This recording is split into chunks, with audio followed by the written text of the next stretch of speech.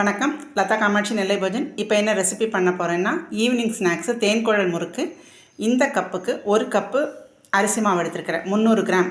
இப்போ அதுக்கு என்னென்ன பொருள் எடுத்துருக்கிறேன்னா, சீரகம் 1/4 டீஸ்பூன், வெண்ணெய் 1 ஸ்பூன், தேவையான உப்பு 1/4 டீஸ்பூன், கருப்பு எள்ளு, காயத்தூள், காய பவுடர், மாவு எடுத்துருக்கிறேன், தண்ணி. இப்போ இது எல்லாத்தையும் போட்டுட்டு கொஞ்சம் கொஞ்சமாக தண்ணி ஊற்றி பிசைஞ்சிட்டு நம்ம முறுக்கு உழக்கில் வச்சு புளிய வேண்டிதான்.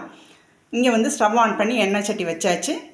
மாவை பிசைஞ்சிட்டு உங்கள்கிட்ட காமிக்கிறேன். கொஞ்சம் கொஞ்சமாக தண்ணி விட்டு பிசைஞ்சிக்கலாம். நான் உளுந்த மாவோ பொட்டுக்கடலை மாவோ எதுவுமே போடல, இதுவே நல்லாயிருக்கும்.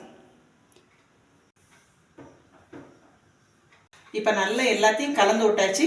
இனிமேல் கொஞ்சம் கொஞ்சமாக தண்ணி ஊற்றி பிசையணும்.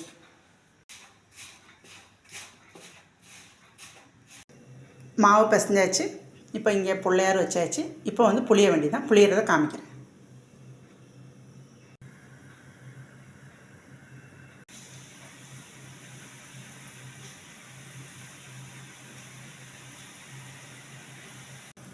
முறுக்கு நல்லா முறுன்னு இருக்குது.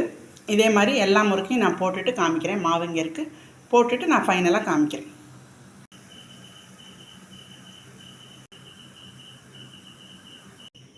எல்லா முறுக்கையும் போட்டு எடுத்தாச்சு. நல்ல மேலே வந்து அந்த தேன்குழல் மாதிரி நல்ல டிசைன் கிடச்சிருக்கு. நல்ல மொறுன்னு இருக்குது.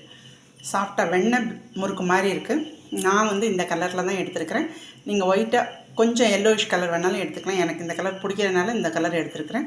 இப்போ ஒரு முறுக்கை நுறுக்கி உடச்சி காட்டுறேன் எப்படி இருக்குன்னு பாருங்கள். ரொம்ப மொறுன்னு இருக்குது.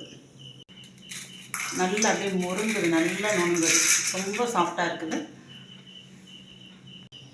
ஈவினிங் ஸ்நாக்ஸு தேன்குழல் முறுக்கு ரெடி. இந்த ரெசிபி பிடிச்சிருந்ததுன்னா லைக் பண்ணுங்கள், ஷேர் பண்ணுங்கள், சப்ஸ்கிரைப் பண்ணுங்கள். நன்றி. பசங்க ஸ்கூல்லேருந்து வரத்துக்குள்ளே டக்குன்னு செஞ்சு கொடுத்துடலாம்.